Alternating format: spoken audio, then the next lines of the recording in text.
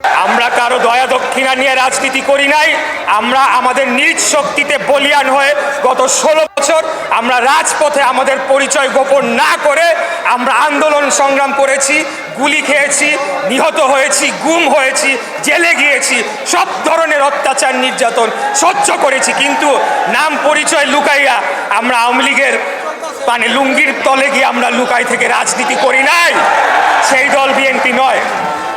আজকে দেশপ্রেমিক এবং দেশের পক্ষের, বাংলাদেশের পক্ষের যদি সর্ববৃহৎ কোনো দল থাকে সেটি হচ্ছে বাংলাদেশ জাতীয়তাবাদী দল বিএনপি।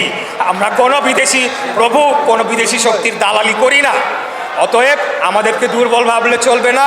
আমরাও এই ঢাকা শহর থেকে আমরা আগেও ঘোষণা দিয়ে আন্দোলন করেছি এবং ছাত্র জনতার যে অভ্যুত্থানে আমাদের সকল নেতৃবৃন্দ, আমাদের ছাত্রদল থেকে শুরু করে সবাই জড়িত ছিল।